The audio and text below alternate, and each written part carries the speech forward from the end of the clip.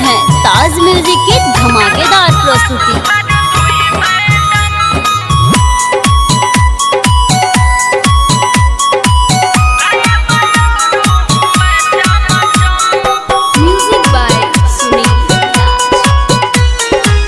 चलो घुमा दू हर दोई मैडम, लाया बोलोरो हूँ मैं चमचम, सारा शहर में दिखाऊंगा तुझे, आजा न बैठो क्यों करती हो शर्म।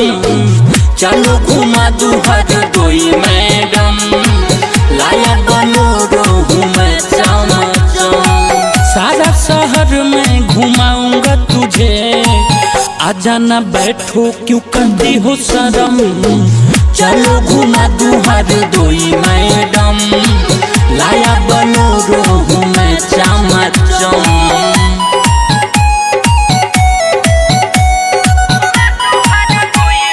प्रेजेंट बाय ताज म्यूजिक, आदित्य रिकॉर्डिंग स्टूडियो सिसवा बाजार।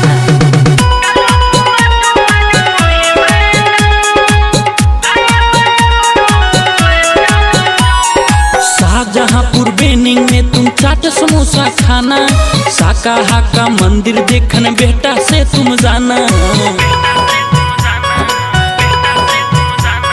शाहजहांपुर बेनिंग में तुम चाट समोसा खाना, साका हाका मंदिर देखन बेटा से तुम जाना।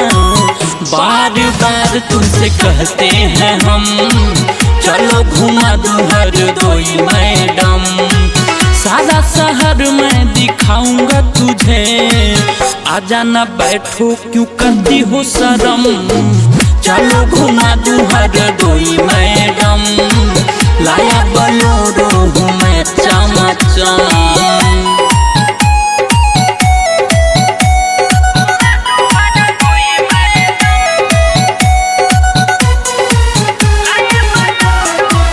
प्रेजेंट बाय ताज म्यूजिक,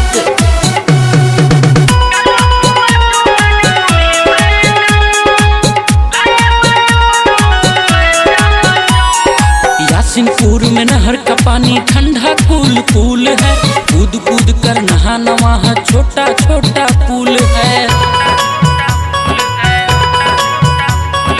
यासिनपुर में नहर का पानी ठंडा कूल कूल है, कूद कूद कर नहाना वहाँ छोटा छोटा पुल है। गीला हो जाए भले सारा बदन, चलो घुमा दू हर दोई मैडम, सारा शहर में दिखाऊंगा तुझे, आजा न बैठो क्यों करती हो शर्म। चलो घुमा दू हर दोई मैडम, लाया बोलोरो हूँ मैं चमचम।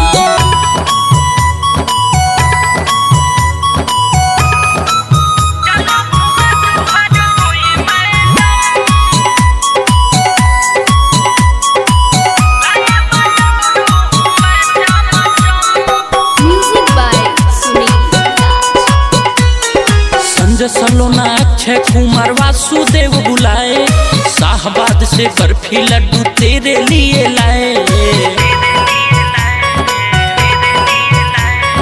संजय सलोना अक्षय कुमार वासुदेव बुलाए, शाहबाद से बर्फी लड्डू तेरे लिए लाए।